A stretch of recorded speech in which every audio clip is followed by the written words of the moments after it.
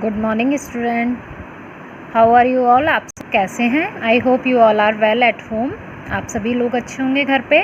तो आज मैं आपको इंग्लिश का चैप्टर 6 फ्लोरेंस नाइटिंगेल पढ़ाने जा रही हूँ। So it is related to peace and harmony. So let's start our new chapter, page number 51। Okay. So ये बच्चों, ये जो चैप्टर है ये एक फ्लोरेंस नाइटिंगेल नाम की एक नर्स हुआ करती थी, उनके बारे में है। और जिन्होंने क्या किया था कि हेल्थ सिस्टम में बहुत रेवोल्यूशनरी चेंज किया था इंग्लैंड के अंदर। तो देखते हैं क्या थी वो और क्या हैं, और उन्होंने किस तरीके से हेल्थ सिस्टम में चेंजेस किए थे। So let's start our new chapter. This is the story of extraordinary young woman who brought about huge changes in the healthcare system of England. Born in Florence, Italy in 1820, she was named after the place of her birth. तो ये जो chapter है आपका ये किसके ऊपर है? जैसा कि मैंने आपको पहले ही बताया है कि फ्लोरेंस नाइटिंगेल नाम की एक लेडी हैं, उनके ऊपर है, जो कि एक नर्स थी और उन्होंने इंग्लैंड के हेल्थ केयर सिस्टम में बहुत रेवोल्यूशनरी चेंज किया था, क्रांति लाई थी। और इनका जो नाम है फ्लोरेंस नाइटिंगेल, वो इटली के फ्लोरेंस शहर के नाम पर पड़ा था, क्योंकि उनका जन्म सन 1820 में इटली के फ्लोरेंस नामक शहर में हुआ था। सो देखते हैं। When I was just a boy, when I fought in the Crimean War, and I liked the hundred of soldiers who were injured, and I was brought to the hospital at Skirty in Turkey in 1920 London। अब इसमें क्या कह रहे हैं वो कि ये एक सोल्जर की बात हो रही है यहाँ पर, जिसका नाम एंड्रयू है। और वो कहता है कि क्रिमियन वॉर चल रहा था और वहाँ पे रोज़ सोइयों सोल्जर्स को लाया जाता था, घायल सोल्जर्स को हॉस्पिटल में, टर्की के स्कर्टरी हॉस्पिटल में लाया जाता था।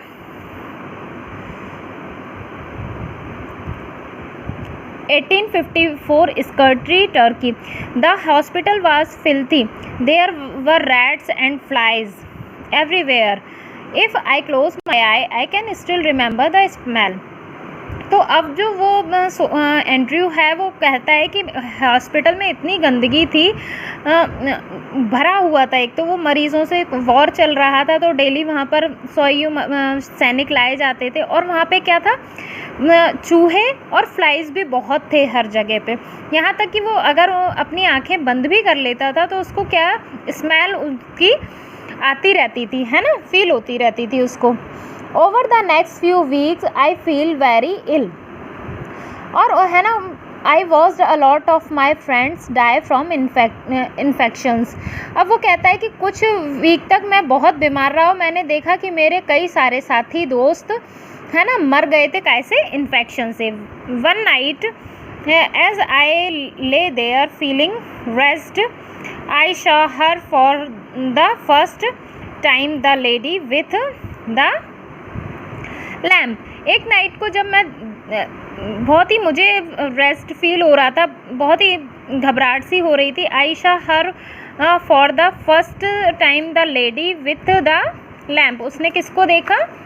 एक लेडी को देखा था, है ना। बहुत ही कष्ट में जब वो था, बहुत ही माइजरेबल फील कर रहा था, रेस्ट यानी। तो वहाँ पर कौन अपीयर होती है? एक लेडी आती है ना, लैम्प के साथ। She barged into the awful place and took control at once. वो वहाँ पर आती है और सारी मतलब बहुत ही कष्टकारी की क्या था कि हॉस्पिटल में एक तो जाना कोई वैसे भी नहीं, आप सब जानते हैं कि कोई पसंद नहीं करता, ऊपर से वहाँ अगर गंदगी हो तो वो बहुत ही ऑफुल सिचुएशन थी, बहुत ही ख़तरनाक।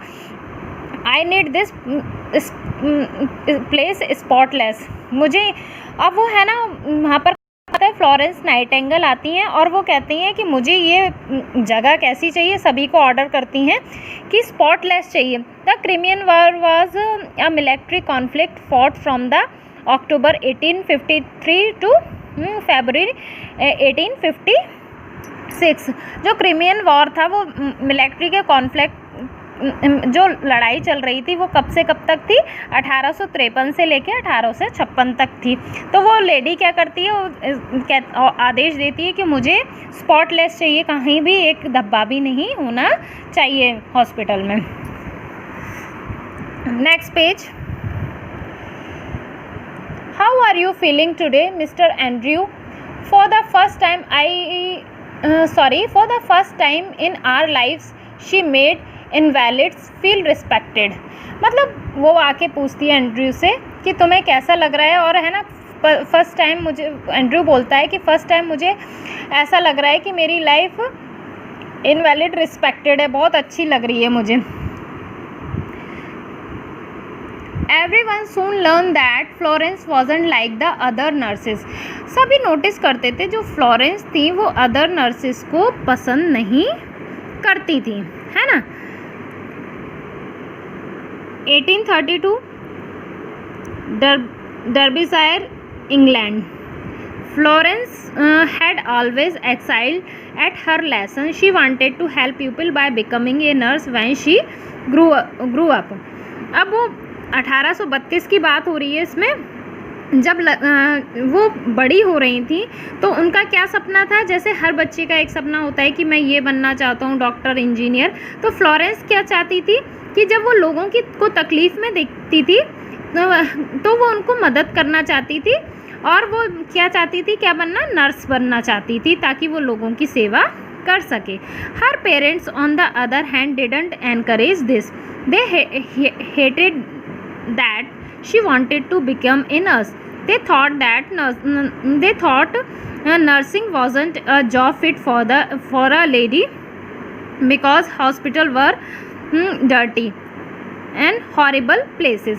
पर जो उनके पेरेंट्स थे वो बिल्कुल हेट करते थे नर्सिंग का जो प्रोफेशन होता है उसको, वो उनके पेरेंट्स बहुत अप्रिशिएट तो नहीं करते थे बल्कि हेट करते थे उसको, और उनको डिस्करेज भी करते थे फ्लोरेंस को कि उसको ये काम यूँ नहीं करना चाहिए, कि हॉस्पिटल एक बहुत ही गंदी जगह होती है और हॉरिबल प्लेस होती है, इसलिए लेडीज़ के लिए ये जॉब अच्छा नहीं होता है, ये काम अच्छा नहीं होता है। 1853 London. I'll write to you every week. वो चली जाती है और कहती है कि मैं आपको हर हफ्ते लेटर लिखा करूँगी, but Florence persisted her parents finally and allowed her to train as a nurse in Germany. और वो अपने पेरेंट्स को मना लेती है, परसिस्ट कर लेती है इस चीज़ के लिए कि मुझे नर्सिंग में ही जाना है, और उसके पेरेंट्स उसको अलाउ कर देते हैं और उसको ट्रेनिंग के लिए कहाँ भेज देते हैं, जर्मनी में भेज देते हैं। Okay, next page number 54। News of the Crimean War and the horrible state of the British hospital reached Florence here, and so she set out to the battlefield, taking with her a team 38 nurses. जब जैसे ही उसको Crimean war का समाचार मिला और उसको सारी खतरनाक चीज़ों के ब्रिटिश के हॉस्पिटल्स के बारे में, ब्रिटिश हॉस्पिटल वो जल्दी से पहुंचती है जैसे ही उसको खबर मिलती है, और वो अपने 38 टीम्स की नर्सों को लेकर के बैटलफील्ड के आसपास वहाँ कैंप बना दिए जाते हैं, वहाँ पहुँचती है। This was the first time woman were officially allowed to serve in the British army. ये पहली बार हुआ था जब वुमेंस को ब्रिटिश आर्मी में अलाउ किया गया था अपनी सेवा देने के लिए। ठीक है, next para. While you sit here 1000 are dying because of ours unsanitary hospital. वो गुस्सा करती है। फ्लोरेंस की एक बहुत अच्छी चीज़ थी जो लोगों को पसंद आती थी लेकिन स्टाफ को पसंद नहीं आती थी। क्या कि उसको काम में परफेक्शन चाहिए था। उसको लगता था कि सभी लोग डेडिकेशन के साथ काम करें। फ्लोरेंस बोलती है कि यहाँ तुम लोग बैठे क्यों हो, हज़ारों लोग गंदगी के कारण हॉस्पिटल में मर रहे हैं। Every day at the Scutari hospital was a fight for Florence. A lot of the male doctors hated the way she ordered them around, but none of them dared silence हर। अब क्या रहता था कि जो स्कर्टी में जो हॉस्पिटल में Florence की अक्सर सभी से लड़ाई हो जाया करती थी। बहुत सारे मेल डॉक्टर्स तो उससे नफ़रत भी करते थे, क्योंकि जो उसका जिस तरीके से वो आदेश देती थी सभी को, तो वो किसी को पसंद नहीं आता था। पर किसी की इतनी हिम्मत नहीं होती थी कि उसको चुप करा सके, क्योंकि वो एक सही काम कर रही होती थी। But Florence reports were taken seriously by the government. They sent a team inspect the condition at the Skirty hospital. The team discovered that the hospital was built on sewer and that the patients were all drinking contaminated water. पर Florence का के काम को government seriously ले रही थी, government को उसका काम पसंद आ रहा था, तो वो एक टीम भेजते हैं इंस्पेक्ट करने के लिए, कंडीशन देखने के लिए स्कर्टी हॉस्पिटल में, कि वो देखें कि क्या प्रॉब्लम है, वहाँ सीवर का पानी कैसे आ रहा है, लोग क्यों बीमार पड़ रहे हैं। तो वहाँ जाती है वो, तो इंस्पेक्ट करती है, वो देखती है कि वहाँ जो सीवर का पानी आ रहा है वो ड्रिंकिंग वाटर आ रहा है, वो कंटेमिनेटेड है, यानी संक्रमित है, दूषित है ना।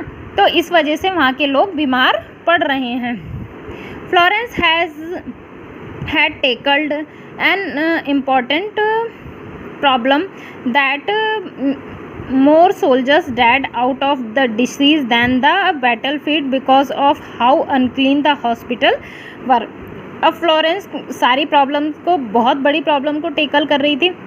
वहाँ उसने पाया कि सोल्जर्स बैटल फील्ड से ज़्यादा कहाँ मर रहे हैं, हॉस्पिटल में मर रहे हैं। क्यों? क्योंकि वहाँ अनक्लीन है, साफ़ सफाई नहीं है ना हॉस्पिटल्स के अंदर।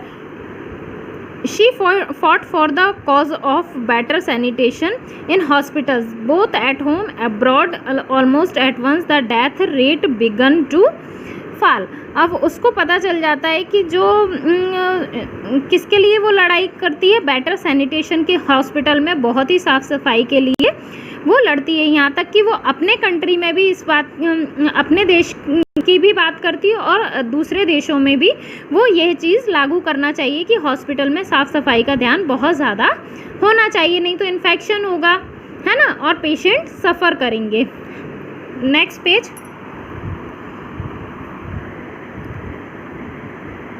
People wrote poems about her and letters to her. Hundreds gathered to see her, but Florence didn't pay attention to the crowd. अब लोग उसको इतना पसंद करने लगे, उसके कार्यों को इतना पसंद करने लगे फ्लोरेंस नाइटिंगेल को, कि वो नेशन को सर्व कर रही थी, साफ़ सफाई पे, हॉस्पिटल की सुख सुविधाओं के लिए ध्यान दे रही थी, तो लोग उसे बहुत पसंद करने लगे, उसको लेटर लिखने लगे, उसको देखने के लिए आने लगे, पर वो किसी पर ध्यान नहीं देती थी। When Florence returned from the Crimean War, she was given a hero's welcome. और जब वो क्रीमियन वॉर से लौटकर आई तो उसको एक वार्म सा वेलकम दिया, यानी उसका अविश्वसनीय अभूतपूर्व स्वागत किया गया, मतलब बहुत ही अच्छा वेलकम किया गया कि उसने क्रीमियन वॉर में बहुत अच्छा काम किया। One person she did pay attention to was Queen Victoria. एक पर्सन जो ऐसे थे उनका उसने अटेंशन किया, वो कौन थी? क्वीन विक्टोरिया थी, यानी रानी विक्टोरिया थी। In 1956 the two met and talked about improving the state of England healthcare system. और उन्होंने और फ्लोरेंस ने किससे बात की? क्वीन विक्टोरिया से इंग्लैंड के हेल्थ केयर सिस्टम के लिए बात भी की। You only have to look at this, the number are true. Florence soon went on to show that there was a huge decrease in the death after the hospital were cleaned from 42.7% to a mere 2.2%.